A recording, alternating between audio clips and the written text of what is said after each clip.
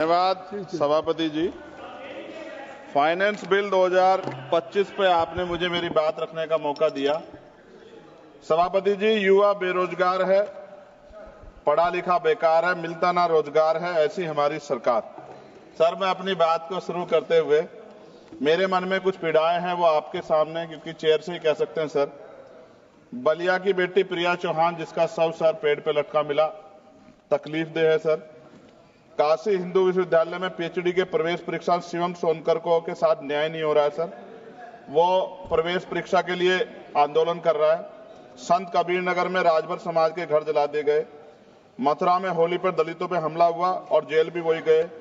गोरखपुर में एक 13 साल के लड़के को मार दिया। आज उसके परिवार से बात हुई, उसकी मां तड़प रही थी। सर, और बिहार में मौलाना फिरोज को पुलिस ने पीटा। अब मैं सर अब बजट पे आता हूं। निजीकरण से आरक्षित वर्गों के लिए नौकरी के अवसर कम हो रहे हैं। सर, सरकार बताए कि राष्ट्रीय संपत्ति को बेचकर पूंजीपतियों को फायदा पहुंचाने की नीति कब बदलेगी।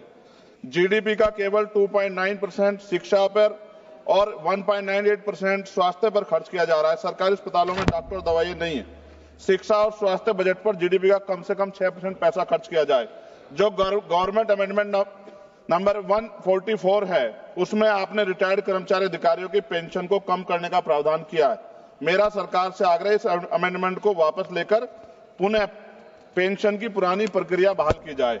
सीएमआई की 2024 की रिपोर्ट के अनुसार भारत में बेरोजगारी दर 8% से अधिक बनी हुई है। युवाओं के लिए नए रोजगार सृजन कोई ठोस नीति बजट में नहीं थी। केंद्रीय बजट 2025 मनरेगा तथा आवंटन 86,000 करोड़ रुपए पर अपरिवर्तित कार्यक्रम 9,754 करोड़ रुपए के घाटे पर चलने के बावजूद 2025-26 के बजट में धन आवंटन में कोई बढ़ोतरी नहीं की गई, जबकि मनरेगा ग्रामीण रोजगार में महत्वपूर्ण भूमिका निभाता है। लगातार रुपए कीमत गिर रहे, जो चिंता का विषय, ये हम प्रधानमंत्री जी के मुंह सुनते थे जब वो मुख्यमंत्री हुआ करते थे। प्राय देखने में आता है किसान अपने ऋण के कारण आत्महत्या कर रहे हैं और सरकार उनके ऋण माफ नहीं कर रही, जबकि दूसरे बड़े उद्योगपति और कंपनियों का ऋण माफ किया जा रहा है। यह निंदनीय है। सरकार को किसानों की ओर ध्यान देना चाहिए, उनका ऋण माफ करना चाहिए। कृषि उपकरणों पर 100% जीएसटी की छूट दी जानी चाहिए। भारतीय शेयर बाजार पिछले कुछ समय से लगातार घाटे में जा रहा है। भारतीय निवेशकों का पैसा डूब चुका है, जबकि विदेशी निवेश लगातार भारतीय शेयर बाजार से पैसे निकाल रहे हैं। सरकार को इस ओर भी ध्यान देना चाहिए। कोई भी कर्मचारी अपने कुल वेतन पर वर्ष के अंत में टैक्स चुकाता है, परंतु उसके बाद भी खरीदी गई वस्तु पर कर देना पड़ता है। इस प्रकार के दोहरे कराधान से उसकी आर्थिक अक्षति होती है। ये गलत है। सर, जब कोई आम आदमी कोई वाहन खरीदता है तो उसे जीएसटी सहित कई तरह के कर चुकाने पड़ते हैं, लेकिन जब वह उस वाहन को सड़क पर ले जाता है तो पुनः कर देना पड़ता है, जिससे आम आदमी की जेब पर सीधा असर पड़ता है। सरकारी स्कूलों में शिक्षा की स्थिति अत्यंत दयनीय है, जबकि दूसरी ओर निजी स्कूलों में शिक्षा इतनी महंगी हो गई है कि गरीब बच्चों को महंगी फीस, किताबें, बैग और ड्रेस के कारण शिक्षा से वंचित होना पड़ रहा है। महोदया, निजी स्कूलों की कालाबाजारी बंद होनी चाहिए और शिक्षा इतनी सस्ती होनी चाहिए कि हर व्यक्ति तक पहुंच सके, और प्राइवेट स्कूलों पे कैप हो कि वो ज्यादा फीस न ले सकें। साथ साथ उत्तर प्रदेश में खत्म करूंगा उत्तर प्रदेश और अन्य राज्यों में मानव तस्करी, आप तो सभापति जी खुद महिला है, ये मामला आप गंभीरता से सुनना, मेरी ये बहुत बड़ी चिंता है। उत्तर प्रदेश और अन्य राज्यों में मानव तस्करी के संगठित गिरोह सक्रिय हैं।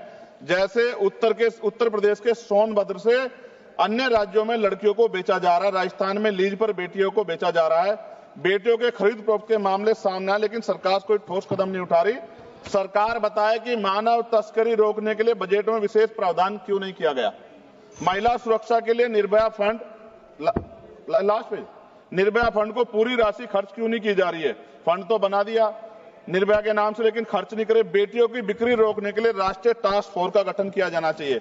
सभापति जी, ये मेरे हाथ में कटिंग है जिसमें लिखा है कि लीज पर बिक रही हैं बेटियां, कर्ज उतारने माता पिता भेज रहे हैं।